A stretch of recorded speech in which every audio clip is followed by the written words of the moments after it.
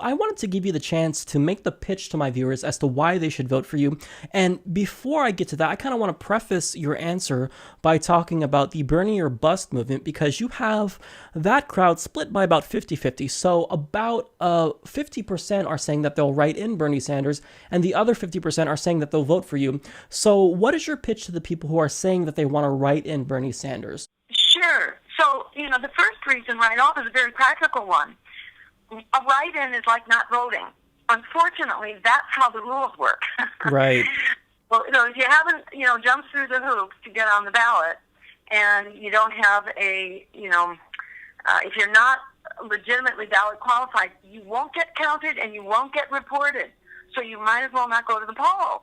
And in my view, that's like lying down on the railroad tracks and saying, it's yours, corporate America, take the world over the cliff where you're taking it. And I think that's just not okay. So I would really appeal to people, not to let them marginalize you, not to let them sideline you, not to let them tell you you are powerless, because you are powerful. In the words of Alice Walker, the wonderful poet and novelist, the biggest way people give up power is by not knowing we have it to start with. We have it. It's about standing up and using it. And if the Democratic Party cannot see its way to do justice to Bernie Sanders and the campaign that you have created, don't let them silence you. Keep that campaign going. Let it be proof that the Democratic Party is not worthy of your campaign, and that we need a better place in which this revolutionary campaign can take root and grow. That is the problem inside the Democratic Party. As worthy as Bernie's campaign is, the Democratic Party has a track record for dismantling those campaigns. And while it has lifted up brilliant and powerful voices like Bernie's, like Dennis Kucinich, like Jesse Jackson, what the party has done over the years is do this kind of fake left. The party pretends it's tolerant of the left, but what has it actually done? It keeps marching to the right, becoming more corporatist, more militarist, more imperialist. And we're at the point where our survival is not to be taken for granted. Between the next crash of the economy and pretty uniformly across the board, with a few exceptions, but most responsible observers of Wall Street and the economy are clear that we are in more jeopardy than we've ever been. The banks are bigger than ever, more leveraged than ever, more prone to fail, and that burden is going to fall on us again. It was like 13 trillion, something like that. Many trillions in household wealth that went up in smoke. And it's going to happen again if we don't stand up and fight it. Our jobs that are going to go overseas, the climate that is in all-out meltdown now. The clock is ticking here.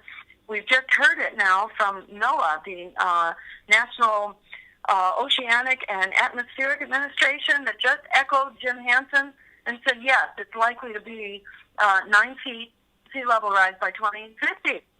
That means we got to start now. We can't wait even 4 years on this. We need to start now. So, and add to that, ending student debt. You can do that. You can end your debt. We've bailed out the bankers. We can bail out for a much smaller price tag everybody who holds student debt right now with a quantitative easing. And guess what? It doesn't even have to go to Congress. The president alone has the power to do this simply by appointing the chair of the Federal Reserve.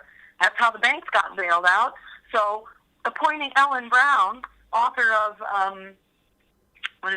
World of Debt, a renowned advocate for all kinds of great things. A lot of people know about her, and she is ready to go as our chair of the Federal Reserve, and we can appoint her upon becoming elected. We can then cancel student debt. And it's mind-boggling. We actually have the numbers that we can do this. We have a game plan that will make it happen, and it will create a far more productive economy. It's the best stimulus package in the world. So, there's nothing not to love about this. We can do this. We can actually create an America and a world that works for all of us, bailing out millennials, making higher education free, creating health care as a human right through Medicare for all, creating a Green New Deal that will rescue the climate while reviving the economy and making wars for oil obsolete, and putting our foreign policy on the correct footing of international law and human rights. This is the world that we can actually create. We have the power to do it. Don't let them talk you into powerlessness or into hopelessness, because if you're hopeless, you're powerless. But the reality is we are powerful. So we have every reason to act on it, to stand up, to tell your friends. If every person listening tells 10 friends, to each tell 10 of their friends and 10 of their friends, we will be very close to actually winning this election. And if we don't win it, that's okay, because we will have started a momentum that will then have a base from which it will build. And simply by bringing out millions of people to fight student debt, we will make that a reality. We will make canceling student debt a reality, whether we win or not, simply by showing that there is a powerful and unstoppable demographic here that is demanding it. So this is a win-win no matter how you cut it. It is a win for standing up, rejecting the lesser evil, fighting for the greater good, and moving forward as far and as fast as we can to a healthy, just, and sustainable, and peaceful, and democratic future that really is within our reach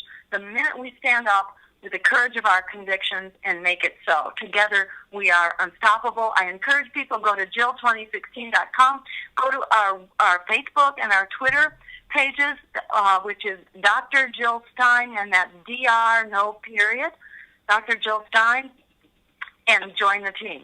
Together, we will make it happen.